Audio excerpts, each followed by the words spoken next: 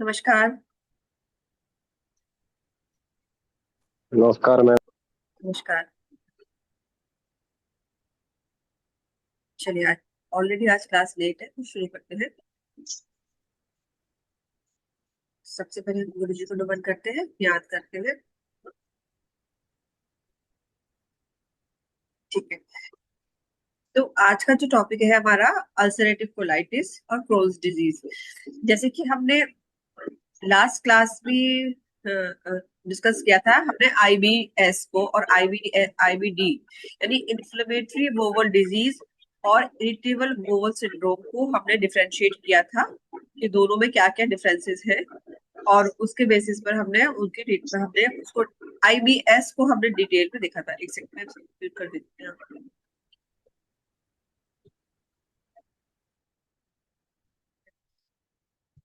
तो last class में हमने जब आईबीएस को डिटेल में समझा था तब हमने बोला था कि हम नेक्स्ट क्लास जो होगी, जैसे अब जो हम पढ़ेंगे वो आईबीडी को पढ़ेंगे, यानी इन्फ्लेमेटरी बोवल डिजीज। तो इन्फ्लेमेटरी बोवल डिजीज जो होती है उसमें दो डिजीज है जो आती है। एक तो होता है अल्सरेटिव कोलाइटिस और दूसरा है क्रोन्स डिजीज।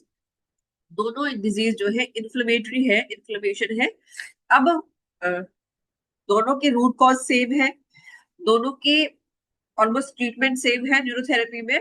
बस कुछ डिफरेंसेस हैं दोनों को। तो साथ में हम ये टॉपिक जो है अल्सरेटिव कोलाइटिस के लिए है, बट साथ में ही इसमें हम क्रोन्स को भी देखेंगे और दोनों को डिफरेंशिएट करेंगे और कहा हम न्यूरोथेरेपी के द्वारा दोनों को ट्रीट कर सकते हैं और बस सिमिलर ही दोनों का ट्रीटमेंट बनेगा। ठीक है, वो हम इस सेशन पे देखेंगे। तो अल्सरेटिव कोलाइटिस, जैसे अगर हम नाम से समझे तो अल्सर मतलब घाव, है ना। अल्सर जैसे माउथ अल्सर मतलब मुंह में छाले हो जाते हैं, ठीक है। तो अल्सर का मतलब छाले घाव जैसा है। अल्सरेटिव कोलाइटिस, तो कोलन हमारी जो बड़ी आंत जो है लार्जर इंटेस्टाइन, जिसमें हमारा ascending colon, transverse colon, descending colon, sigmoid colon आता है। तो बेसिकली अगर कोलन में आइटिस यानी इन्फ्लेमेशन है, यानी अल्सर है और कोलन में इन्फ्लेमेशन है, तो अल्सरेटिव कोलाइटिस इज द, इसके नाम से समझ में आ रहा है कि कोलन वाले पार्ट में यानी लार्ज इंटेस्टाइन में अल्सर हो जाएगी और साथ में इन्फ्लेमेशन हो जाएगा, है ना। तो ये है अल्सरेटिव कोलाइटिस। ठीक है। अब क्या है, ulcerative colitis is a chronic condition that happens when you have inflammation in colon. मतलब ये एक्यूट नहीं है ना। कुछ बीमारी हमारी होती है एक्यूट जो एकदम से आती है और तेज हो जाती है, और क्रोनिक मतलब धीरे धीरे चलती आती है। तो अल्सरेटिव कोलाइटिस ये दोनों ही आईबीडी, दोनों ही जो इन्फ्लेमेटरी बोवल डिजीज जो है, वे दोनों क्रोनिक कंडीशंस हैं कि मतलब धीरे धीरे चलती हुई आई है और अब जाके आपको इतना परेशान कर रही है, इतना सीवियर हो रही है, उनके सिम्टम इतने सीवियर हो गए हैं। तो क्रोनिक कंडीशंस हैं ये, ठीक है। और आपके कोलन में, पेशेंट की कोलन में इन्फ्लेमेशन है। Sign and symptoms include diarrhoea. Sign क्या होगा कि उसको डायरिया होगा, हाँ, बहुत सारा ज्यादा फ्रिक्वेंट फ्रिक्वेंट मोशन होगा उसका। ब्लड स्टूल भी हो सकता है, स्टूल में ब्लड आ सकता है, एब्डोमिनल क्रैम्प, पेट में ऐंठन होगी, वेट लॉस होगा, है ना। जैसे हमने वहां डिफरेंशिएट किया था कि आईबीएस में ये सब सिम्टम होते थे लेकिन वहां पे ब्लड नहीं आता है ना। ये डायरिया ऐसी स्थिति वहां भी है, क्रैम्पिंग वहां भी है, वेट लॉस है। पर यहाँ क्या है, ब्लड क्यों, ये ब्लड क्यों आ रहा है, क्योंकि अल्सर हो गए हैं कोलन में। जब कोलन में अल्सर है तो वहां से जब स्टूल पास होता आएगा तो ब्लड आएगा, तो ये डिफरेंशिएट करता है आईबीएस से अल्सरेटिव कोलाइटिस।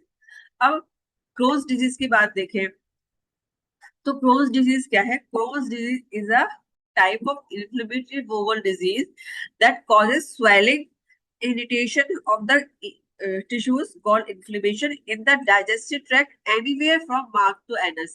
अब डिफरेंस क्या है अल्सरेटिव कोलाइटिस में और कोलन में, कि इसमें जो इन्फ्लेमेशन है वो आपको माउथ से लेकर एनस तक, मतलब जीआई ट्रैक्ट में कहीं भी हो सकता है। ठीक है, वहां तो स्पेसिफिक है कि कोलन में है, लेकिन यहाँ ये स्पेसिफिक नहीं है, ये कहीं भी हो सकता है मुंह से लेकर एनस तक। लेकिन इसमें भी सेम इन्फ्लेमेशन है जैसा कि अल्सरेटिव कोलाइटिस में है, दोनों इन्फ्लेमेटरी बोवल डिजीज है। This can lead to belly pain. Similar कि अगर इन्फ्लेमेशन है कहीं भी अपने हाथों में या कहीं भी पूरे जीआई ट्रैक्ट में, तो बेली पेन होगा, पेट में दर्द होगा, सीवियर डायरिया होगा, फटीग, वेट लॉस और मेल न्यूट्रिशन, यानी जो है प्रॉपर उसको पोषक तत्व नहीं मिलेंगे। ठीक है, अब इसको थोड़ा सा डिटेल में देखेंगे और डिफरेंसेस देखेंगे, क्या क्या डिफरेंसेस है क्रोन्स में और अल्सरेटिव कोलाइटिस में। ठीक है, ये हमारा क्रोन्स का ये है। क्रोन्स में जैसे हमने यहाँ इसमें दिखाया है क्रोन्स में कि उसके इंटेस्टाइन में, इसके लार्ज कोलन में ही दिखाया है, मतलब अब कहीं भी हो सकता है, वो तो एक इमेज में दिखा रहे हैं, बट पूरे माउथ से लेकर एनस तक कहीं भी इन्फ्लेमेशन हो सकता है क्रोन्स में। लेकिन अल्सरेटिव कोलाइटिस में कोलन वाले पार्ट में, मतलब इसी वाले पार्ट में होगा। ठीक है, अब इसको और भी थोड़े लक्षण हैं जो दोनों के डिफरेंट हैं, जिनको डिफरेंशिएट करते हैं क्रोन्स को और अल्सरेटिव कोलाइटिस को, वो हम देखते हैं। ये सबसे पहला डिफरेंस है लोकेशन का। जैसे हमें बताया है कि क्रोन्स में जीआई ट्रैक्ट में कहीं भी हो सकता है, बट जो हमारी अल्सरेटिव कोलाइटिस है वो प्राइमरीली कोलन में, यानी लार्ज इंटेस्टाइन और रेक्टम वाले पोर्शन में ही होगा, है ना। Ascending colon, transverse colon, descending colon, sigmoid colon और रेक्टम में ही होगा, वो अल्सरेटिव कोलाइटिस में आएगा, है ना।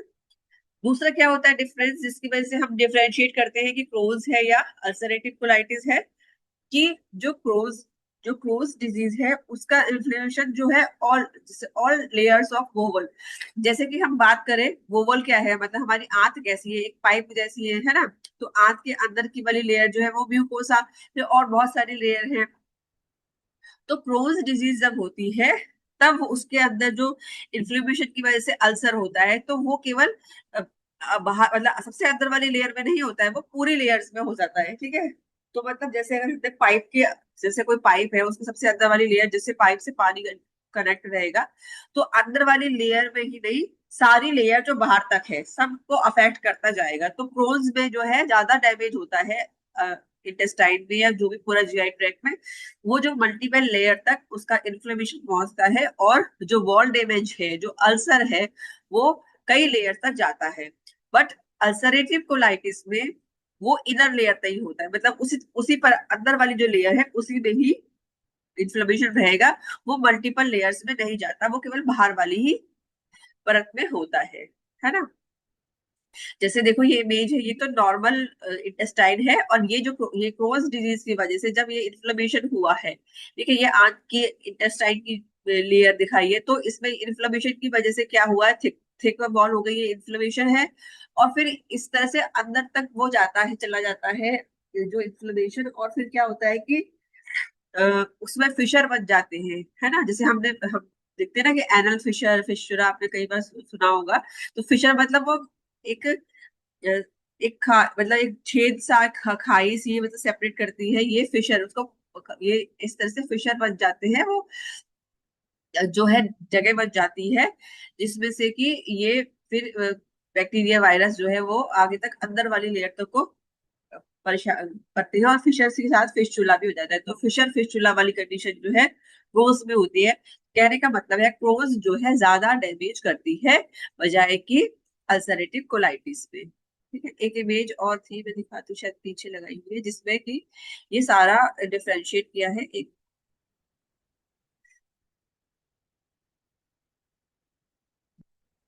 ये देखो इस इमेज में दिख रहा है कि ये तो क्रोन्स है, ये तो क्लोज है, इसमें देखो पूरी अंदर वाली अंदर तक ही पूरी इंटेस्टाइन थिकनिक ऑफ वॉल फिस्टुला भी हो गया है, और ये इस तरह से मतलब सोचे गांठे गांठे से सकते हो, इस पूरी लेयर का मतलब पूरी लेयर तक की अंदर तक की पूरी जो लेयर है उस सब में ही ऐसे डैमेज हुआ है। जबकि जो ये है, जबकि अल्सरेटिव कोलाइटिस में पूरा नहीं हुआ है, केवल बाहर अंदर वाली लेयर है, जिससे कि जहां से फूड जो कनेक्टेड रह रहा है, केवल अंदर वाली लेयर में ही अल्सर हुआ है, सरफेस पे अल्सरेटिव सरफेस है, केवल जो सरफेस केवल फूड से कनेक्टेड है उस वाली लेयर में ही अल्सर हुआ है अल्सरेटिव कोलाइटिस में। और यहाँ आप देखोगे कि यहाँ पूरी की पूरी लेयर जो है, मतलब अंदर से बाहर तक की पूरी लेयर जो है, और इस तरह से देखो यहाँ ये वाला दिख रहा है ना नीचे चौथी वाले में, ये पूरा बाहर से और या अंदर तक पूरा डैमेज कर देती है, और ऐसे मतलब ग्लोब्यूल जैसे बना देती है। तो क्रोन्स डिजीज जो है वो ज्यादा डैमेज करती है। ठीक है, अब हम आगे चलते हैं।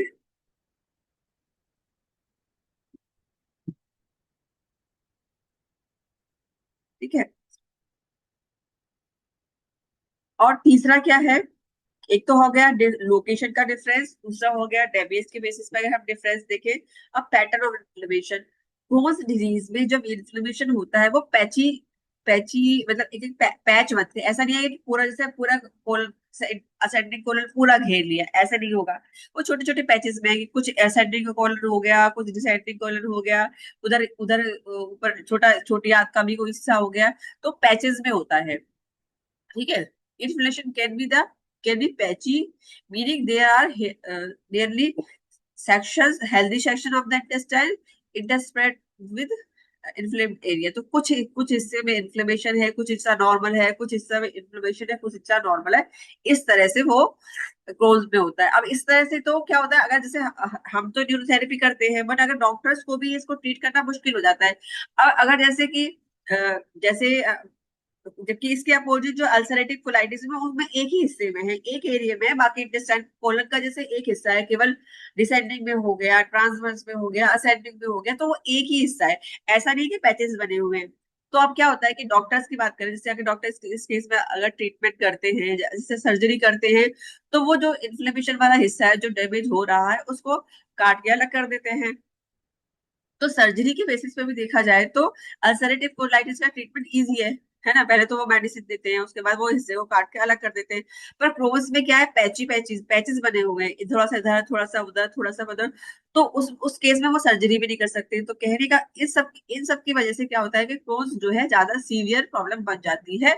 और वो जो है उसको ट्रीट करना मेडिकल साइंस के बिल्कुल, अगर आप पढ़ोगे तो उसमें लिखा होता है सब जगह कि there is there is no cause cure of ulcerative colitis और Crohn's का तो कोई क्योर है ही नहीं। क्यों? क्योंकि वो इस तरह से इतना डैमेज कर देती है, और वो पैची पैचेज है, तो कितना हिस्से को काटेंगे, फिर वो पैचेस को काट भी नहीं सकते, है ना। तो ये हो जाता है Crohn's डिजीज और अल्सरेटिव कोलाइटिस में डिफरेंस। ठीक है। लेकिन जब हम बात करें अपनी न्यूरोथेरेपी की, आगे हम ट्रीटमेंट देखेंगे, तो हमें तो कोई फर्क नहीं पड़ता कि इन्फ्लेमेशन चाहे छोटे छोटे पैचेस के रूप में हो, चाहे पूरे ही एक हिस्से में।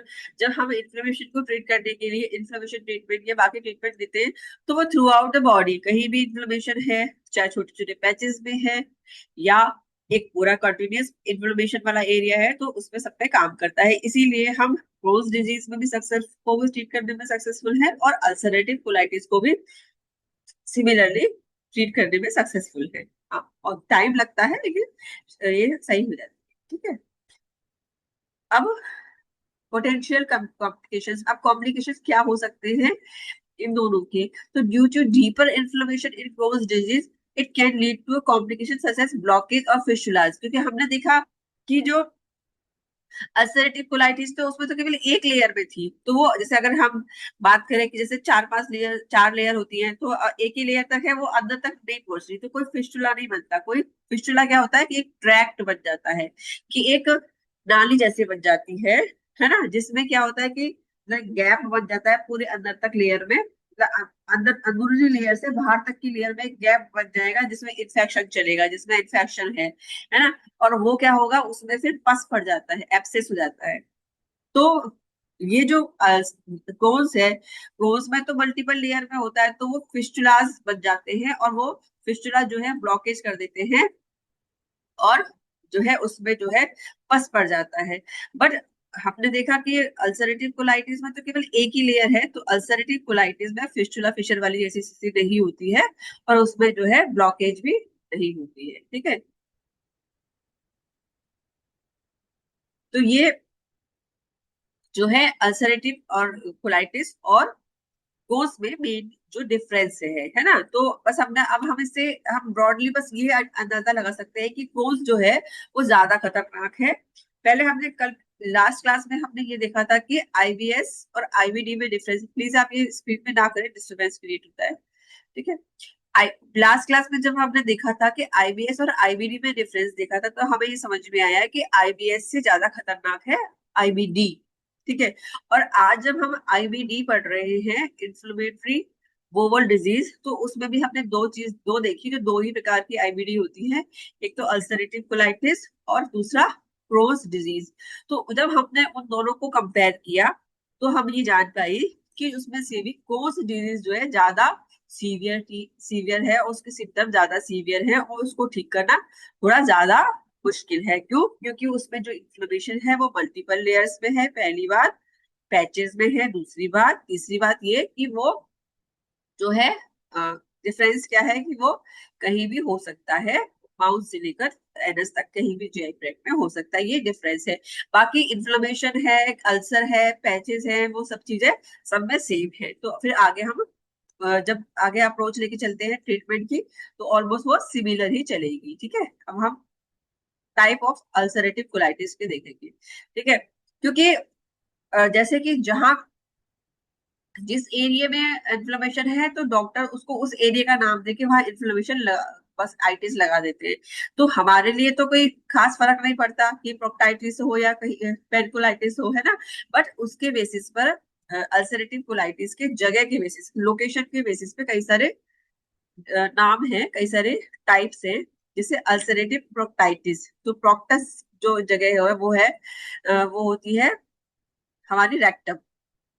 तो प्रोक्टाइटिस का मतलब है कि रेक्टम में इन्फ्लेमेशन है। रेक्टम कौन सी जगह होती है कि जैसे हमारा पहले असेंडिंग कॉलन जाएगा, फिर ट्रांसवर्स कॉलन, डिसेंडिंग कॉलन, फिर उसके बाद सिग्मॉइड कॉलन के बाद जो सीधी वाली जो छोटा पार्ट होता है वो रेक्टम कहलाता है, उसके बाद एनस आता है। ठीक है, तो रेक्टम में अगर इन्फ्लेमेशन है तो उसको अल्सरेटिव प्रोक्टाइटिस बोलते हैं, है ना। तो वो डिफरेंस हो गया, सिर्फ लोकेशन के बेस पे अलग नाम हो गया, लेकिन वो अल्सरेटिव कोलाइटिस ही है ना। अब इसके बाद सिग्मोइड कोलन में हो गया, सिग्मोइड कोलन में भी हो सकता है ना। और उसको लेफ्ट सिग्मोइड कोलन में हो तो उसको सिग्मोइड कोलन वाला वो इन्फ्लेमेशन बोल देते हैं ना। इसके अलावा left side colitis, inflammation affect left side of colon, अगर लेफ्ट साइड के कोलन में है तो उसको लेफ्ट साइड कोलाइटिस बोल देते हैं। तो सिर्फ ये डिफरेंस केवल उसके लोकेशन पे है, इसको इससे कुछ खास फर्क नहीं है ट्रीटमेंट में और समझने में। हमको हमको मालूम चले, हम डायग्नोस करेंगे एज ए न्यूरोथेरेपिस्ट, तो हमें उस एरिया में उसको पेन ज्यादा दिखेगा। जैसे अगर उसको लेफ्ट साइड के कोलन में इन्फ्लेमेशन ज्यादा है तो जब हम पेन पॉइंट चेक करेंगे तो लेफ्ट साइड ज्यादा दर्द महसूस होगा, है ना। अगर रेक्टम वाले हिस्से में है तो जैसे हमारा जब जो हिस्सा हमारा फिर लेफ्ट साइड के बाद थोड़ा सा नीचे आता है, मतलब उसको डब्ल्यू एरिया के वाले आसपास उस जगह में दर्द होगा, क्योंकि रेक्टम उधर लाया करता है ना। तो ये सिर्फ जो है लोकेशन के बेसिस पे। पैनकुलाइटिस, तो पैन मतलब पूरे में, तो पूरी कोलन में अगर इन्फ्लेमेशन है तो वो पैनकुलाइटिस। जब एक हिस्से में फिर इन्फ्लेमेशन होता है तो फिर धीरे धीरे बढ़ते बढ़ते में पूरे एरिया को कवर कर देता है। जब सीवियर प्रॉब्लम बहुत बढ़ जाती है तब पैनकुलाइटिस हो जाता है, मतलब वो पूरे हिस्से में, वो पूरे कॉलन में वो जो है इन्फ्लेमेशन बढ़ जाता है और उसको फिर पैनकुलाइटिस बोलते हैं। ठीक है, इसी प्रकार अगर हम क्रोन्स डिजीज की बात करें तो जो क्रोन्स डिजीज में ड्यूड्रम ड्यूड्रम में कॉलर इन्फ्लेमेशन है तो ड्यूडनाइटिस बोल दिया, है ना। तो जिस भी हिस्से में प्रॉब्लम होगा, जिस भी हिस्से में इन्फ्लेमेशन होगा, वो उसके बेसिस पे वो उसके नाम हो जाएंगे। बस वो इन्फ्लेमेशन किस हिस्से में है उसके बेसिस पर वो लोग जब एंडोस्कोपी करते हैं, कोलोनोस्कोपी करते हैं डॉक्टर्स, जब उस पे उनको मालूम चलता है कि किस हिस्से में है, और ये उनके अपने मेडिकल के टर्म्स हैं ये डायग्नोज करने के लिए कि वो कहाँ पर है ना। अब सिम्टम्स और कॉजेस की बात करें कि सिम्टम्स क्या है और कॉजेस क्या है, तो सिम्टम्स दोनों के सिमिलर हैं। ठीक है, और बस कॉजेस भी सिमिलर ही है, दोनों को सेम ही है, दोनों आईबीडी ही है और दोनों के सिम्टम्स और कॉजेस भी सेम है। क्या है? ठीक है, कि डायरिया सबसे बड़ा, डायरिया, क्योंकि इन्फ्लेमेशन है तो फिर डायरिया है, अल्सरेटिव है, अल्सर है तो डायरिया होगा, है ना।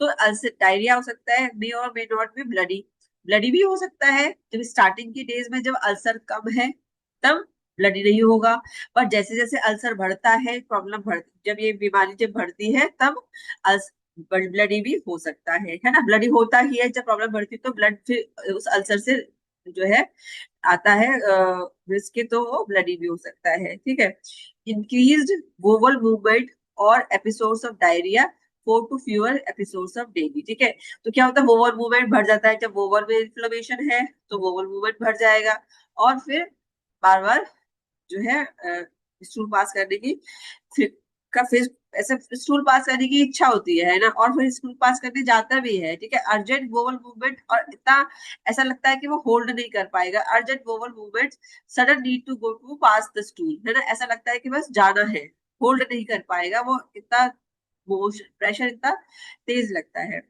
ठीक है।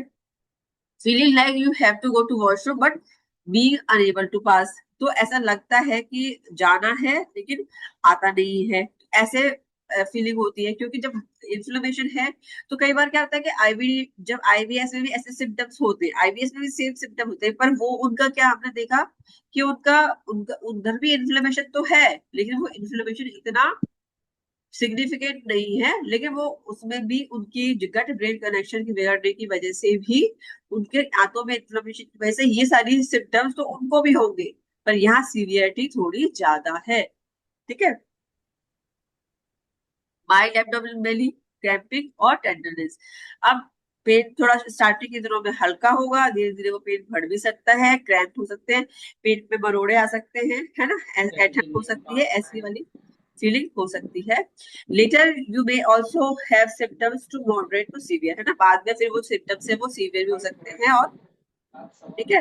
अब ये सब पढ़ के, ठीक है, ब्लड म्यूकस भी आएगा, पस भी आएगा। अब जैसे हमने बात करी कि जब क्रोन्स होगा तो क्रोन्स में एब्सेस बन जाएंगे, पस पड़ जाएगा तो पस भी आएगा, है ना, और ब्लड भी आ सकता है, म्यूकस भी आता है ना, और सीवियर डेली क्रैम्पिंग, बेली क्रैम्पिंग, फटीग, ये सब है जब जब इंटेस्टाइन प्रॉपरली काम नहीं करेगी, है ना, इंटेस्टाइन, अगर हम क्रोन्स की बात करें, अगर क्रोन्स में इलियम में हो गया इन्फ्लेमेशन, तो इलियम तो हमारा मेन एब्जॉर्प्शन वाला साइट है, जब उसका अवशोषण ही नहीं होगा पोषक तत्वों का, तो फटीग भी रहेगी, है ना, वेट लॉस भी है होगा, और फिर वो सभी, एक सेकंड, किसी का शायद अनम्यूट है क्या, एक सेकंड, सभी को फिर से म्यूट कर देती हूँ,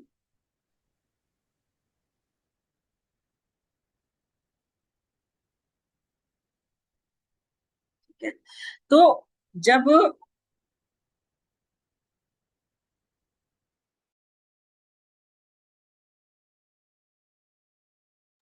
जब प्रॉब्लम बढ़ जाएगी तो फिर, जब इलियम वाले साइड पे अगर है, अब्जॉर्प्शन वाले साइड पे, वैसे तो क्या, जब कोलन में भी आप अगर आप वो स्टूल पास ही नहीं कर पाएगा, बार बार इस तरह से मोशन रहेगा, तो वेट लॉस तो अल्सरेटिव कोलाइटिस में वेट लॉस तो होता है, पर क्रोन्स में जो है बहुत ड्रास्टिकली वेट लॉस होता है, और मतलब कि कुछ एक वीक में, कुछ फ्यू वीक्स में ही 15 से 16 किलो वेट एकदम से लूज हो जाता है, तो क्रोन्स जो है बहुत सीवियर डिजीज है, सबसे खतरनाक जो है क्रोन्स है, उसमें बहुत सीवियर ब्लड वेट लॉस की वजह से बहुत प्रॉब्लम बढ़ जाती है, ठीक है।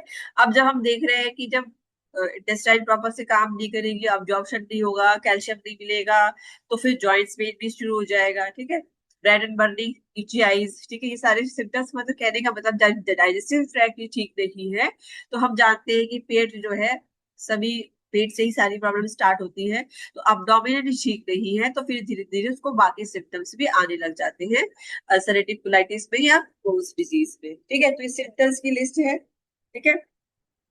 पर मेन सिम्टम्स कहाँ से शुरू होते हैं, बेली क्रैम्प से, पेट हल्का हल्का नाभि के आसपास दर्द है, और क्रैम्प से है, ठीक है, फिर धीरे धीरे सीवियरिटी बढ़ती है, और फिर वो जब अल्सर जो है बड़ा होता जाता है, और फिर जब जाके फिर जो है ब्लड आने लगता है स्टूल में, तब पेशेंट को लगता है कि कुछ गड़बड़ हुई है, और क्योंकि छोटे छोटे सिम्टम्स में जब पेट दर्द है और क्रैम्प है वो तो थोड़ा इग्नोर करते हैं, है ना, और देखिए कि जब प्रॉब्लम बढ़ती है, जब ब्लड आने शुरू होता है और वेट लॉस होने शुरू होता है, तब उनको समझ में आता है कि कुछ प्रॉब्लम सीवियर है, और जो फिर एंडोस्कोपी के लिए जाता है, डॉक्टर के पास आता है, तो आगे हम देखेंगे कि कैसे डायग्नोस करते हैं।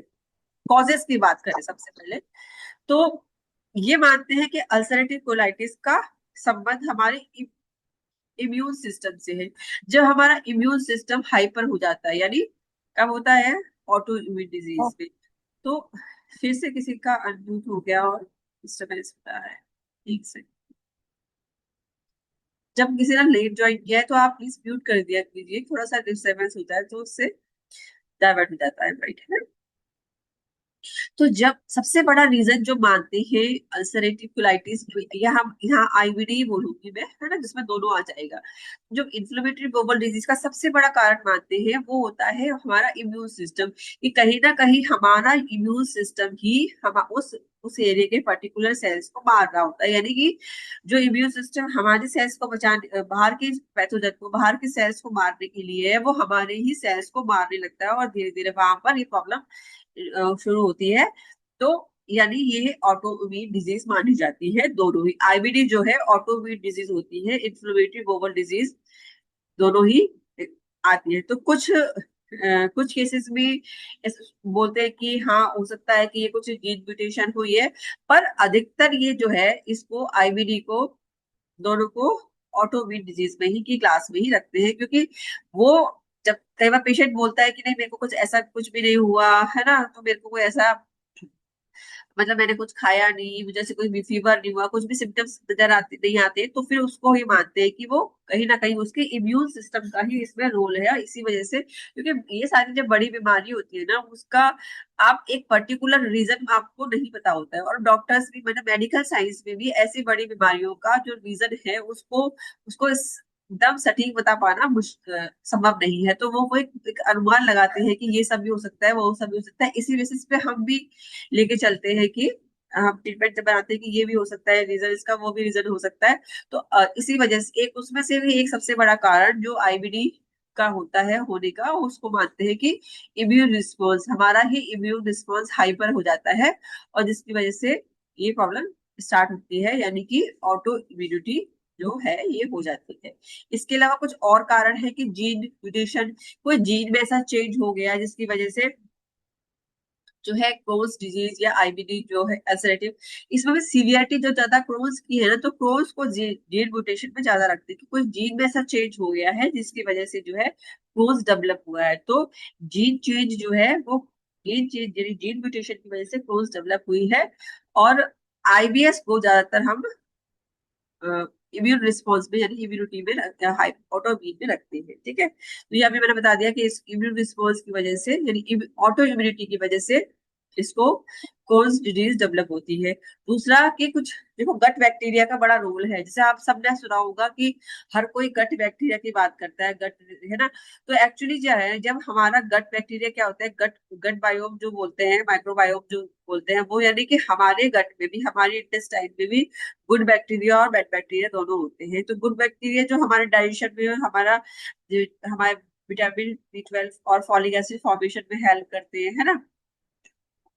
तो इसका कुछ कॉम्बिनेशन बिगड़ जाता है गट बैक्टीरिया का, कि जो बैड बैक्टीरिया बढ़ जाते हैं और गुड बैक्टीरिया कम हो जाते हैं। तो बैक्टीरिया इसका कॉम्बिनेशन में, this is possible that bacteria, virus और अदर एनवायरमेंटल फैक्टर्स में ट्रिगर कोज डिजीज।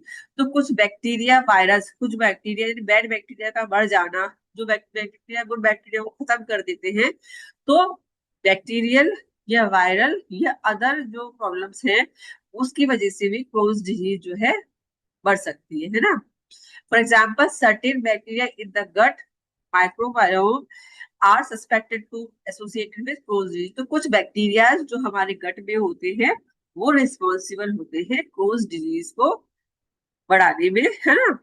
अब लेकिन इसका, but it is unknown if this bacteria cause. अब ये अननोन है कि एग्जैक्टली exactly मालूम नहीं है कि कौन से बैक्टीरिया जो है इसको बढ़ाते हैं, है ना। अब अब हमारे पास भी कई कारण नहीं पता कि क्यों हुआ है। तो हम भी जब ट्रीटमेंट करते हैं न्यूरोथेरेपी में, तो हर प्रोबेबल रीजन को लेके चलते हैं कि कोई उसको, अगर उसको इन्फेक्शन हुआ है, बैक्टीरिया वायरस कुछ इन्फेक्शन हुआ है, तो हम उसको इन्फेक्शन ट्रीटमेंट भी देते हैं। और नाम से मालूम चल रहा है कि इन्फ्लेमेशन है, तो इन्फ्लेमेशन भी देते हैं। तो इन्फेक्शन इन्फ्लेमेशन दोनों वाला ट्रीटमेंट देते हैं, जैसे हाफ के, है ना, वो भी ट्रीटमेंट में देखेंगे।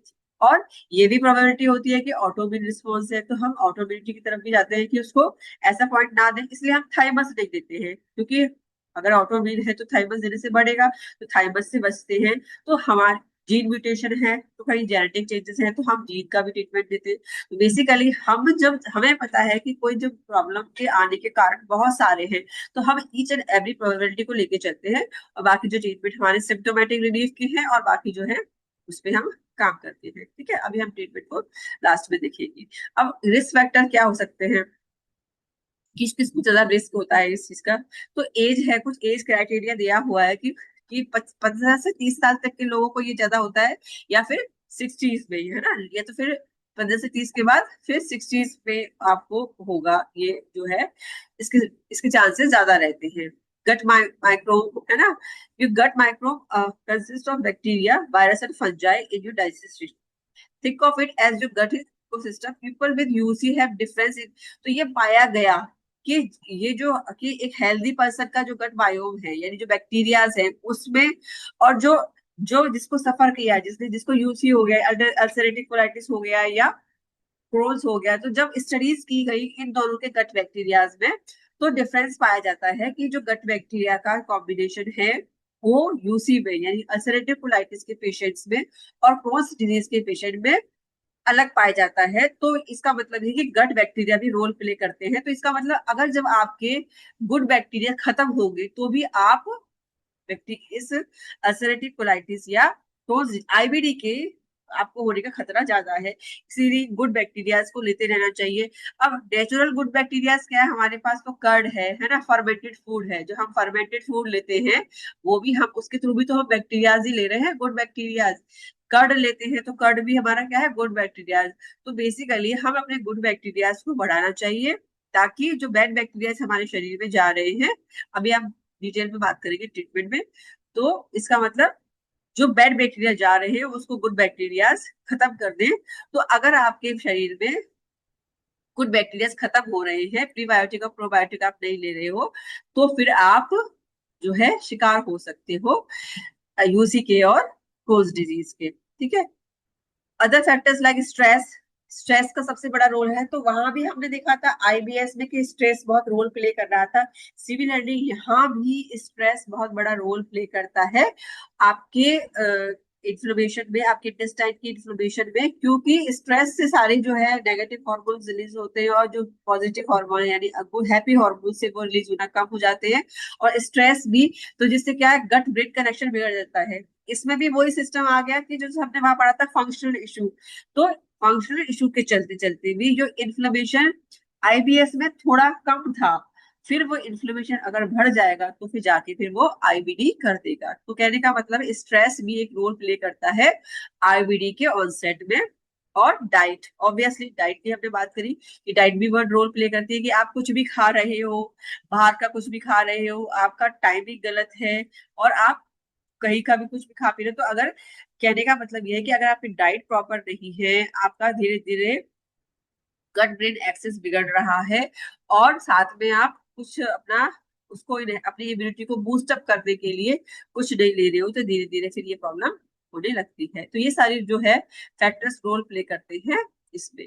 अब कॉम्प्लिकेशन क्या हो सकता है, क्या हो जाएगा अगर ये प्रॉब्लम जब बहुत बढ़ जाएगी, तो कॉम्प्लिकेशन क्या होगा, जैसे हमने देखा है कि जब ब्लड लॉस होता रहेगा, अल्सरेटिव कोलाइटिस है, और अल्सर के थ्रू जब आपके डेली ही स्टूल में जब ब्लड लॉस होता रहेगा, तो एनीमिया के सिम्टम, जैसे एनीमिया, आप एनीमिक हो जाओगे, ब्लड लॉस होता रहेगा, तो सीवियरिटी ये हो जाएगी, कॉम्प्लिकेशन ये होता है कि अल्सरेटिव कोलाइटिस के चलते चलते आपको एनीमिया हो सकता है, और आप जो है ब्लड, आपको जो है हीमोग्लोबिन कम, या आपका ब्लड जो है कम हो सकता है ना।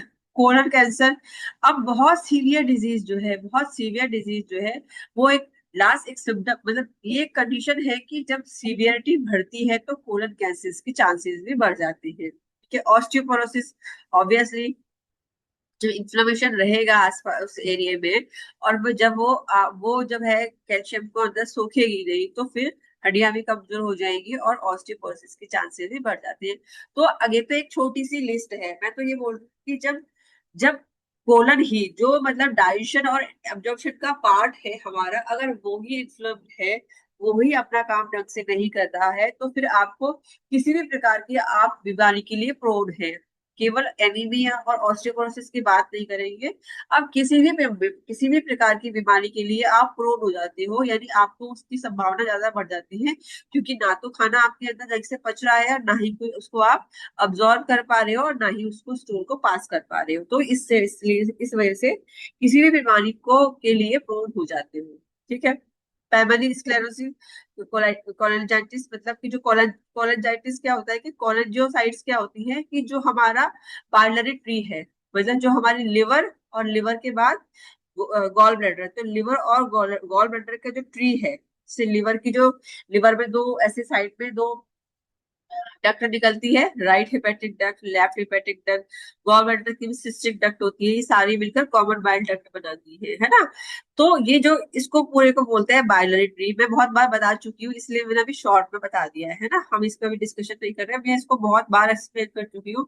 जो लोग मेरी क्लासेस जो लेते रहते हैं उनको पता होगा कि बाइलरी ट्री क्या होता है, ठीक है। तो कॉलेजोसाइट्स जो होती है उसमें फिर इन्फ्लेमेशन हो जाता है। तो धीरे धीरे ये मतलब कहने का मतलब जब इन्फ्लेमेशन बढ़ेगा तो वो आसपास के एरिया में भी होगा, और फिर जो है कॉलेजोसाइट्स में भी इन्फ्लेमेशन हो जाता है, और कॉलेजाइटिस बोलते हैं स्क्लेरोसिस कोलेजाइटिस, मतलब उन वो जो सेल्स है वो खत्म होने लगती है, और धीरे धीरे फिर आपका मतलब लिवर और लिवर फंक्शन भी बिगड़ने लगता है, और फिर आसपास के एरिया में और ये जो इन्फ्लेमेशन है वो बढ़ता जाता है।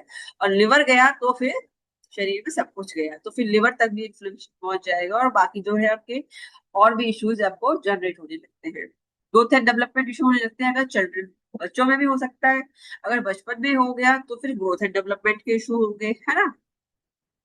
This is also cause problem in other parts of the body anyway.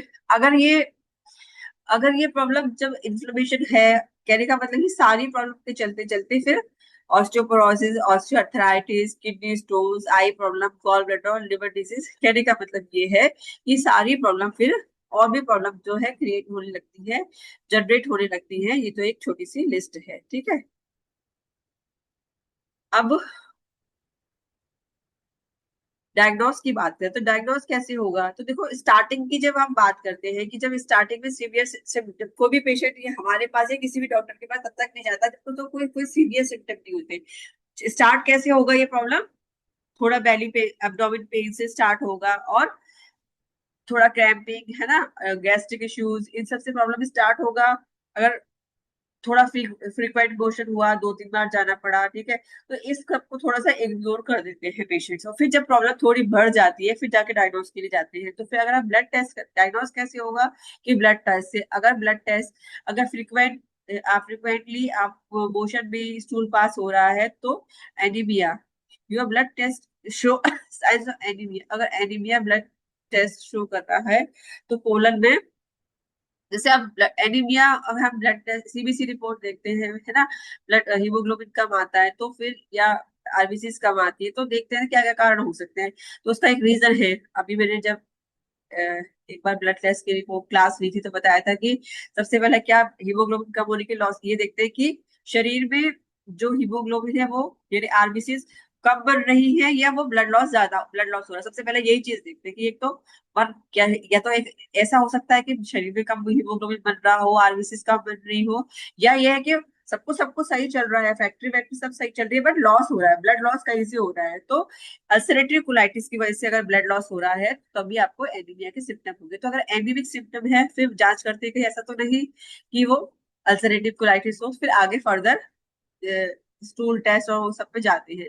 तो स्टूल टेस्ट से भी मालूम चलता है कि जब उसमें इन्फेक्शन पैरासाइट्स, है ना, ये सब दिखते हैं तो वो स्टूल टेस्ट से भी मालूम चल जाता है कि आप उसके किसी को अल्सरेटिव कोलाइटिस है या क्रोन्स डिजीज है। इसके बाद इसके अलावा इमेजिंग टेस्ट, मतलब कि एमआरआई रिपोर्ट, एंडोस्कोपी टेस्ट, है ना, एंडोस्कोपी करके देखते हैं अगर ऊपर से है तो ऊपर मुंह से गैस्ट्रो इस वाले स्पेस के ऊपर से मुंह से डाल के देखेंगे ड्यूोडेनम तक, अगर कोलन की है तो नीचे कोलन से डाल के देखते हैं। कहने का मतलब एंडोस्कोपी के थ्रू भी फिर मालूम चलता है, फिर क्लियर होता है कि हाँ उसमें इन्फ्लेमेशन है। तो इमेजिंग टेस्ट और साथ में ब्लड टेस्ट, स्टूल टेस्ट ये कंफर्म करते हैं कि फिर ये जो है कोलन जो है कोलन में इन्फ्लेमेशन है, या ऊपर वाले ट्रैक में, जीआई ट्रैक में कहीं भी इन्फ्लेमेशन है। और उसके बाद फिर बायोप्सी के लिए सैंपल लिया जाता है। तो अगर कैंसर तक तो नहीं पहुंच गई बात, फिर वो सैंपल लिया जाता है बायोप्सी के लिए, है ना। तो ये सारे टेस्ट के थ्रू आपको मालूम चलता है कि कहाँ है। तो वो ये अलग अलग नाम ले रखे कि कोलोनोस्कोपी है, सिग्मोइडोस्कोपी है, अगर सिग्मोइड कोलन में के अगर तब वहां तक ही डालेंगे तो स्कोप को, तो सिग्मोइडोस्कोपी हो गई। अगर एंडोस्कोपी है तो ऊपर वाले ट्रैक्ट के लिए हो गया। कोलन में डालेंगे तो कोलोनोस्कोपी हो गया। ये उस लोकेशन के बेस पे अलग अलग नाम है। आप सिंपली बोल सकते हो कि एंडोस्कोपी करते हैं उस पर्टिकुलर एरिया में की इंफ्लेमेशन को जांच करने के लिए, ठीक है। अब कैप्सूल एंडोस्कोपी होती है कि कैप्सूल इंसर्ट कर देते हैं, वो कैमरा जो पिक्चर जो दिखाता रहता है, ये भी एक एडवांस मोड ऑफ एंडोस्कोपी है, ठीक है। तो इन सब के थ्रू ही आपका डायग्नोस हो सकता है कि कोई पेशेंट जो है वो यूसी या क्रोन्स डिजीज से ग्रस्त है, ठीक है। ये तो हमने पढ़ लिया बीमारी के बारे में, ठीक है। समझ समझ में आ गया, एक पिक्चर क्लियर हो गई कि हुआ क्यों है, ठीक है। अब हुआ है तो क्या सिम्टम होंगे, कैसे डायग्नोस होगा, पेशेंट को कैसे सिम्टम्स आएंगे, क्या क्या परेशानी हो सकती है, ठीक है। अब करें क्या, सबसे बड़ी बात आ जाती है कि करें क्या। किसी को हो गया है तो हम कैसे ठीक करें, या फैमिली में भी किसी को है तो क्या करें कि वो एग्रेवेट ना हो, बढ़े ना, और उसके सिम्टम्स को खत्म किया जा सके और परमानेंटली उसके उसको ठीक किया जा सके, ठीक है। तो सबसे पहले जो इम्यूनोथेरेपी ट्रीटमेंट तो हम देते ही है, उसके साथ एब्डोमिनल रिलेटेड इश्यूज में, स्पेशली एब्डोमिनल रिलेटेड इश्यूज में बहुत बड़ा रोल प्ले करता है उसका डाइट और उसके स्ट्रेस मैनेजमेंट। तो इन चीजों पे हमें फोकस बहुत करना चाहिए एब्डोमिनल वाले इश्यूज के पेशेंट्स में। तो उसपे हम धीरे धीरे इसमें देखते हैं, जैसे लिवर डेयरी डाइट की बात करते हैं पहले। तो डाइट में क्या करें कि वो जो उसका प्रॉब्लम है वो एग्रेवेट ना हो, है ना, बढ़े ना। तो सबसे पहले लिमिट डेयरी प्रोडक्ट्स उसको नहीं ले रहे हैं ना। उसके बाद क्योंकि ये सारी चीजें जो है डेयरी प्रोडक्ट जो है डाइजेशन की में थोड़ा प्रॉब्लम क्रिएट करते हैं, और उसके बाद फिर गैस होगी तो गैस जो है इस सब प्रॉब्लम को बढ़ाएगी, ठीक है। तो डेयरी प्रोडक्ट्स नहीं लेंगे, शुगर नहीं लेंगे, है ना, ये सारी चीजें नहीं लेनी चाहिए। ईट स्मॉल मील्स, बहुत ऐसा टमी फुल करके नहीं खाना है। छोटे छोटे मील हैं जो वो उसको जो इजीली डाइजेस्ट हो जाए, पड़े नहीं रहे। अगर माना कि उसको स्मॉल इंटेस्टाइन में अगर वाले पोर्शन में है, तो अगर वो फूड ज्यादा टाइम लेगा डाइजेशन में, तो वहां जितना पड़ा रहेगा तो वो उसको गट लाइनिंग को इरिटेट करेगा और वो प्रॉब्लम जो है बढ़ेगी। तो छोटा मील लें, जल्दी से डाइजेस्ट हो जाए और इजीली डाइजेस्टेबल फूड को चूज करें, ऐसे जब तक सीवियर सिम्टम्स है ना। Eat small meals, you feel rather eating 5 or 6 small meals और day rather than 2 or 3 larger meals. तो बड़े 2-3 बड़े मील से अच्छा है कि छोटे छोटे 5 to 6 छोटे छोटे मील लें, ताकि वो इजीली डाइजेस्ट हो जाए और इजीली पास आउट हो जाए, ठीक है। ड्रिंकिंग प्लेंटी ऑफ लिक्विड, पानी की बहुत बड़ी इंपॉर्टेंस है, पानी पिए। और अल्कोहल, चाय, कॉफी, ये सबसे बचे, है ना। जो भी ये सब चीजें जो है गट लाइनिंग को इरिटेट करेगी और डायरिया वाले सिम्टम्स को बढ़ाएगी। तो चाय कॉफी को अवॉइड करें, अल्कोहल को अवॉइड करें और पानी की मात्रा बढ़ाएं, है ना। ऐसा नहीं है कि फ्रीक्वेंट मोशन है लेकिन पानी पीने से कोई दिक्कत नहीं है। चाहे फ्रीक्वेंट मोशन है लेकिन पानी की मात्रा बढ़ेगी तो वो सारी चीजें जो है और बेटर होगी, ठीक है। मतलब ये जो सिम्टम्स में आपको फर्क लगेगा। कंसीडर मल्टीविटामिन, ये है कि डॉक्टर्स मल्टीविटामिन देते हैं तो हमारे पास भी मल्टीविटामिन ट्रीटमेंट है उसको क्योंकि न्यूट्रिशन डेफिशिएंसी होती है तो हम मल्टीविटामिन ट्रीटमेंट साथ में दे सकते हैं, ठीक है। अब सबसे बड़ा इसके बाद आता है डाइट में, डाइट का हमने बात कर ली। उसके बाद आता है रोल जो है वो है स्ट्रेस मैनेजमेंट का। तो स्ट्रेस जैसे मैं बताया कि एब्डोमिनल इश्यूज वाले पेशेंट्स में बहुत बड़ा रोल प्ले करता है स्ट्रेस का। तो सबसे पहले आके जब पेशेंट आपके पास आए तो उसकी काउंसलिंग करो, उसको बोलो कि आप स्ट्रेस मैनेजमेंट करो, यानी कि आप सुबह मॉर्निंग चैंटिंग ओम चैंटिंग कर सकते हैं, भ्रामरी कर सकते हैं। जैसे मैं अपने पेशेंट्स को जो भी एब्डोमेन पेन का लगता है कि ये एग्जाइटी वाला है, आईबीएस का पेशेंट है, या ऐसे किसी कोई पेशेंट्स का एब्डोमेन का इशू जो है वो स्ट्रेस से है, तो सबसे पहले बोलती हूँ कि आपको कल से ही आपको ब्राह्मणी करना है। ब्राह्मणी करने से धीरे धीरे जो प्रॉब्लम है उसका स्ट्रेस कम होता है, तो स्ट्रेस कम होने से सिम्टम और मतलब रिजल्ट जो है और बेटर हो जाते हैं ट्रीटमेंट के साथ। तो स्ट्रेस मैनेजमेंट पे काम करें, आपको उससे धीरे धीरे काउंसलिंग भी करनी है, और वो है जो है मेडिटेशन और इन सब चीजों में इन्वॉल्व हो, है ना।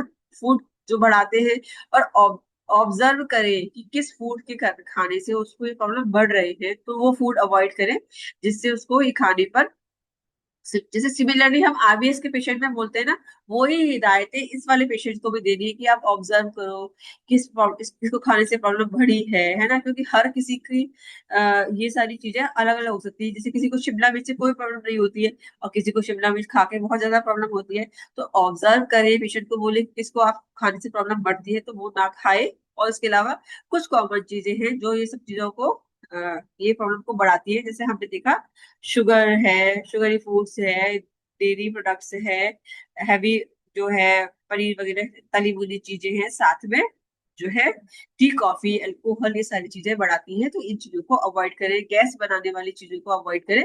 ये कॉमन जो है सभी के लिए, जो है आईबीडी और आईबीएस में सारी चीजें जो है कॉमन है ना। और सबसे बड़ा और एक और एक्सट्रीम टेम्परेचर, कि ऐसा बहुत ज्यादा कोल्ड नहीं होना चाहिए, बहुत ज्यादा हॉट नहीं होना चाहिए, तो एक्सट्रीम कोल्ड टेम्परेचर भी होना चाहिए, एक्सट्रीम फ्लेवर भी नहीं होना चाहिए, बहुत ज्यादा स्पाइसी भी नहीं होना चाहिए, है ना। तो एक्सट्रीम फ्लेवर, एक्सट्रीम टेम्परेचर, ये सारी चीजें जो है इनके प्रॉब्लम्स को एग्रीवेट कर सकती है। ठीक है। तो ये सारी चीजें जो है हमने देखा कि क्या हम अपनी पेशेंट की फूड हैबिट में, लाइफ स्टाइल में चेंज करवा के भी कुछ हद तक रिजल्ट्स को बढ़ा सकती है ना। इसके बाद अगर ट्रीटमेंट की बात करें, तो जैसे हम देख रहे हैं कि दोनों के लिए कॉमन ट्रीटमेंट होगा, है ना। अब बस ये है कि कोर्स में थोड़ा ज्यादा टाइम लगेगा, लेकिन जो है अल्सरेटिव कोलाइटिस को मैनेज करना थोड़ा आसान है कंपैरेटिवली क्रोन्स, है ना। अब ये जो है सबसे पहले उसका फ्रीक्वेंट मोशन है। तो जब तक पेशेंट की हम सिम्टोमेटिक रिलीफ नहीं देंगे, पेशेंट हमारे पास रुकेगा नहीं, है ना। तो सबसे पहले जो है उसको फ्रीक्वेंट मोशन है, तो हमें मोशन पे कंट्रोल करने के लिए 30 मेडुला 6 एरिया 6 स्क्वायर इंटू 3 उल्टा नॉर्मल, जो हमारे पास एपीआर फॉर्मूला है जिसमें फ्रीक्वेंट मोशन है, इसमें भी चेंज कर सकते हैं। जैसे अपनी बीमारी वाली बुक में लिखा हुआ है कि सॉरी, वेद सूत्र में लिखा है, एपीआर फॉर्मूला है जिसमें कि अलग अलग है कि इतने बार मोशन है तो ये इतना ट्रीटमेंट दो, इतनी बार मोशन है तो इसको बढ़ा दो। मतलब कहने का मतलब 6 एरिया 6 स्क्वायर और उल्टा नॉर्मल इस वाली फ्रीक्वेंसी को बढ़ा देना है। अगर फ्रीक्वेंसी अगर ज्यादा है, 4 5 है, 2 3 है, उसके अकॉर्डिंग। तो कहने का मतलब है कि इसमें हमें आंतों की मोटिलिटी को कम करना है, तो 6 वैट द्वारा हम आंतों की मोटिलिटी को कम कर रहे हैं, है ना। तो इस तरह से हम पहले हम उसको फ्रीक्वेंट में स्टूल पास करने की जो उसकी इच्छा हो रही है उसको कम करेंगे, उल्टा नॉर्मल देंगे, आंतों को मोटिलिटी को कम करेंगे। तो जब उसको सिम्टम से फर्क आएगा कि हाँ मेरे मोशन थोड़े कम हो गए हैं, मैं पहले रोज भी 7 बार जाता था, आज मैं 5 बार गया, फिर अगले दिन वो 4 बार जाएगा, 3 बार जाएगा, तो ये सिम्टम जो है, यही यही फॉर्मूला हम आईबीडी में भी यूज करते हैं, जो आईबीएस डी में, जब आईबीएस डी होता है इसको, डिसेंट्री वाला आईबीएस, तो तब हम उसको भी यही देते हैं कि उसको भी पहले मोशन पे, जो फ्रीक्वेंट मोशन उसका हो रहा है उसको कम करते हैं, है ना। तो ये जो है उस देखे जैसे जैसे फिर उसका मोशन नॉर्मल होता जाता है, वो एक पे आता जाता है, थोड़ा बंधा हुआ मोशन आने लगता है, तो फिर हम उसको वापस नॉर्मल अजय नॉर्मल पे आ जाते हैं। ठीक है। तो ये जो ट्रीटमेंट है ये समझने वाली बात है। ठीक है, क्या क्या ट्रीटमेंट हम दे सकते हैं, ऐसा कोई जैसे मैंने कोई सेट बना के नहीं दिया, मैंने आपको जो प्रोबेबल ट्रीटमेंट है वो बताए हैं, क्योंकि ऐसी बड़ी बीमारियों में कोई एक फिक्स सेट नहीं हो सकता कि आप ये सेट बना के मुझे दे दो, मैं अपने पेशेंट को दे दूंगा। वहां हमें उस पेशेंट की बीमारी को समझना पड़ता है कि वो सबसे ज्यादा उसको क्या चीज परेशान कर रही है ना। और फिर जो बीमारी के उसका सिम्टोमेटिक रिलीफ दिलाना भी जरूरी है, साथ में जो कारण है उसमें भी हमें काम करना जरूरी है। तो ये हो गया। कुछ दिन उल्टा नॉर्मल देंगे, जैसे ही नॉर्मल होने लगेगा मोशन, उसके बाद हम इसको नॉर्मल अजय नॉर्मल दे सकते हैं। दूसरा आईबीडी है, तो इन्फ्लेमेशन तो है, तो हाथ में उसको आईटीएफ तो चलेगा ही डेली, क्योंकि इन्फ्लेमेशन ट्रीटमेंट फॉर्मूला आईटीएफ, तो उसको डेली सबसे पहले देना ही, क्योंकि उसकी म्यूकस में दर्द, म्यूकस वाले पॉइंट पे दर्द होगा ही होगा, और साथ में उसको इन्फ्लेमेशन तो उसकी बीमारी से ही हमें मालूम चल रहा है। ठीक है। अब अगर एटीएफ एसिड वाले पॉइंट पे, म्यूकस वाले पॉइंट पे, म्यूकस जीरो वाले पॉइंट पे दर्द है, तो एटीएफ दे सकते हैं। वो आप चेक करके देंगे अपने, वो पेशेंट टू पेशेंट वेरी कर सकता है। ठीक है। अब जो दूसरा ट्रीटमेंट है वो आपको देना ही देना है, वो है ये हाफ के you infection inflammation treatment formula, यानी हाफ के यू 20 सेकेंड इंटू 3, हाफ के यू 13 सेकेंड इंटू 3, और हाफ के यू 6 सेकेंड इंटू 3। तो ये फॉर्मूला आपको देना है आईटीएफ, और ये तो आपको देना ही देना है हर किसी, या तो दोनों ही आइकोस में भी और कोलाइटिस में भी इन्फेक्शन इन्फ्लेमेशन ट्रीटमेंट फॉर्मूला, क्योंकि वो हम उसके इन्फेक्शन इन्फ्लेमेशन पे काम कर रहे हैं। कुछ एरिया पे इन्फेक्शन भी है और कुछ एरिया में इन्फ्लेमेशन। इन्फ्लेमेशन तो है ही, तो इन्फेक्शन और इन्फ्लेमेशन के लिए हमारे पास जो कुंडली होता है इसमें हमें वो देना है। थाइमस एकदम बिल्कुल नहीं देना है, इन्फेक्शन के लिए थाइमस नहीं देंगे, हम कुंडली का यूज करते हैं। जहां भी हमें ये होता है कि उधर इन्फेक्शन भी है इन्फ्लेमेशन भी है, वहां पे हम थाइमस से बच के हम वहां पर क्या देते हैं, कुंडली। हाफ के लिए 20 सेकंड, 13 सेकंड और 6 से 6 सेकंड की कुंडली देते हैं जब हमें ये डाउट होता है कि इन्फेक्शन भी है और इन्फ्लेमेशन भी है। तो इधर इधर भी हम ये वाला ट्रीटमेंट फॉर्मूला यूज करेंगे। फिर हर पेशेंट के हिसाब से पेन पॉइंट्स हो सकते हैं, उसके पेन पॉइंट्स के अकॉर्डिंग ट्रीटमेंट देंगे। जैसे हम ये बात करी कि जब इन्फेक्शन बढ़ता है तो लिवर में भी चला जाता है, तो हो सकता है कि उसका जो इन्फ्लेमेशन है वो लिवर में पहुंच गया है। तो लिवर पर दर्द, लिवर अगर लिवर पॉइंट में दर्द है तो लिवर का ट्रीटमेंट भी देंगे, जैसे 1.11 to 6, है ना। अगर गॉल ब्लैडर तक चला गया है तो गॉल पॉइंट भी देंगे। तो कहने का मतलब है जो पेन पॉइंट उस पेशेंट की है उसके अकॉर्डिंग भी आपको ट्रीटमेंट ऐड करना पड़ेगा, ठीक है।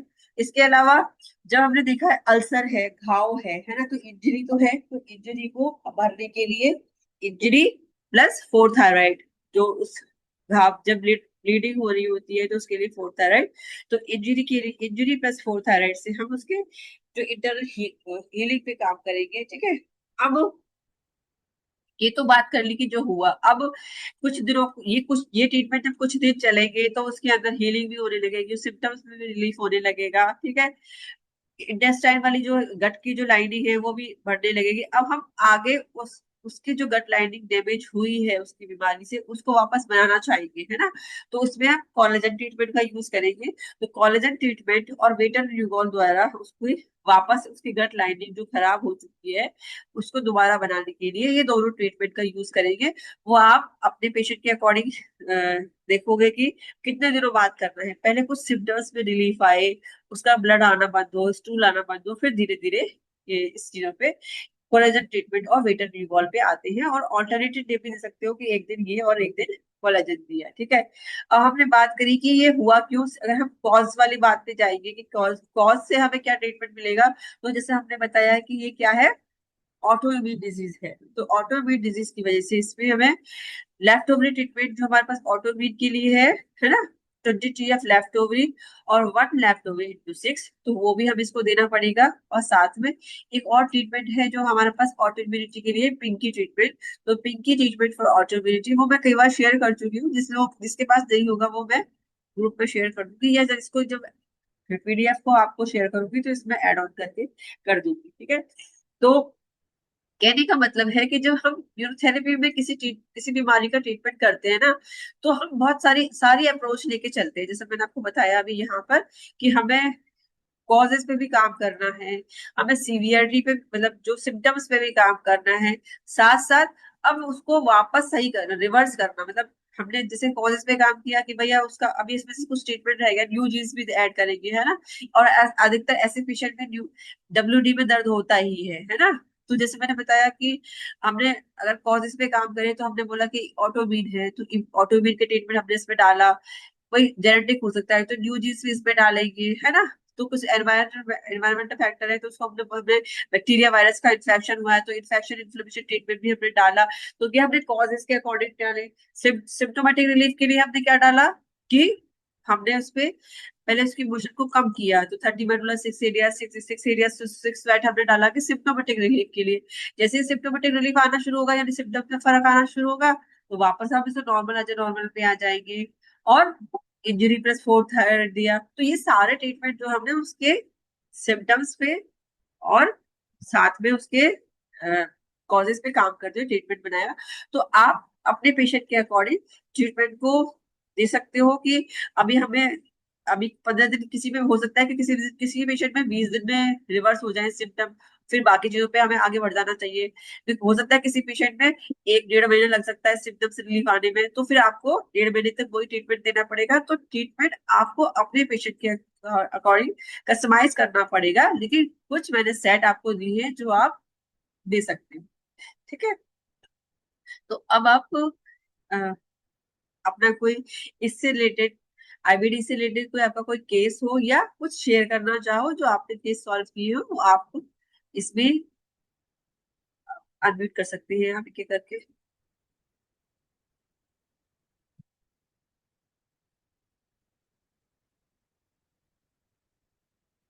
इसमें जो भी आपने ट्रीटमेंट बताया है, हाँ जी।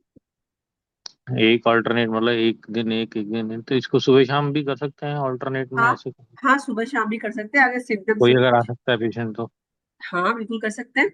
हमें तो बस अब हमारे हर ट्रीटमेंट से उसको डेली रिलीफ होता है ना।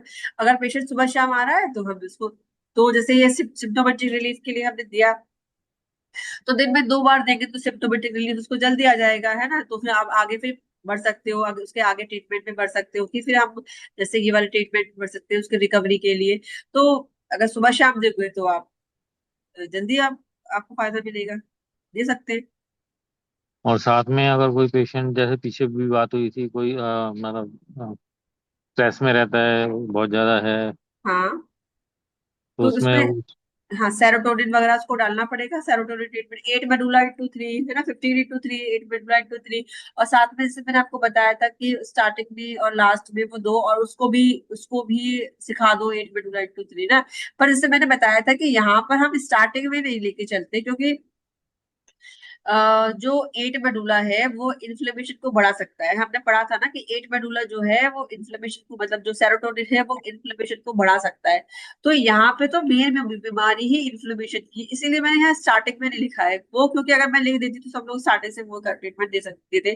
तो मैंने यहाँ सेरोटोनिन और एट मेडुला इसलिए नहीं लिया है कि कुछ पहले सिम्टमेटिक रिलीफ दे दो, है ना, थोड़ा सा हमें उसमें हीलिंग कर दे, उसके बाद हम सेरोटोनिन पे आए। क्योंकि क्या होता है कि हम यहाँ से इन्फ्लेमेशन कम करें तो हो सकता है सेरोटोनिन जो है इन्फ्लेमेशन को बढ़ा दे। तो अभी स्टार्टिंग में हम सेरोटोनिन नहीं देंगे, थोड़ा सा बाकी चीजों पे स्ट्रेस मैनेजमेंट पे काम करेंगे, कि जैसे उसका उसको बोलोगे कि जो है अपना ब्राह्मणी करे, उसका उसका काउंसलिंग से स्ट्रेस मैनेजमेंट करने का शुरू करें। फिर धीरे धीरे जब सिम्टोमेटिक रिलीफ आने लगता है तो फिर हम थोड़ा थोड़ा सा एड ऑन कर सकते हैं, पर ड्रेस्टिकली नहीं करेंगे कि सेरोटोनिन फॉर्मूला भी दे दिया शुरू में भी, 8 मिनट दे दिया, लास्ट में भी दे दिया, उसको भी सिखा दिया, क्योंकि यहाँ तो मेन इन्फ्लेमेशन ही है। आईबीएस में इन्फ्लेमेशन इतना नहीं था, आईबीएस में तो फंक्शनल इश्यूज थे, तो वहां हमने डाला था तो क्योंकि इन्फ्लेमेशन तो बहुत माइल्ड था वहां पर। यहाँ तो इन्फ्लेमेशन बहुत है, तो यहाँ पे इन चीजों पे फोकस करना पड़ेगा। और यहाँ पे स्ट्रेस का जो रोल कम है, रोल ज्यादा यहाँ पर बाकी चीजों का है, ऑटो इम्यूनिटी का ज्यादा रोल है। तो यहाँ पे हमें स्ट्रेस पे कम फोकस करना है, फोकस वहाँ आईबीएस पे ज्यादा करना है, स्ट्रेस पे। ठीक है? ठीक, थैंक यू। हाँ जी।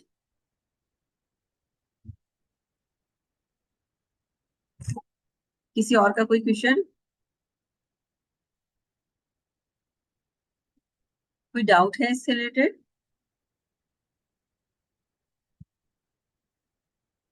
सभी को क्लियर हो गया?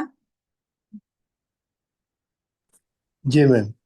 जी। अच्छा, ठीक है। कोई केस किसी का है? नहीं है? ठीक है, चलिए फिर। ठीक है, सबके हम्म, क्वारीज अगर सॉल्व हो गई, किसी का कोई डाउट नहीं है तो फिर क्लास को खत्म करते हैं, है ना। ठीक है। जी मैम। मैं डॉक्टर नवीन बोलना चाह रहे शायद। जी। नहीं, मैं यही कह रहा हूँ मैडम, हाँ केस है लेकिन अभी आया है, 1-2 दिन से ही आया, अभी उस पे काम कर रहे हैं।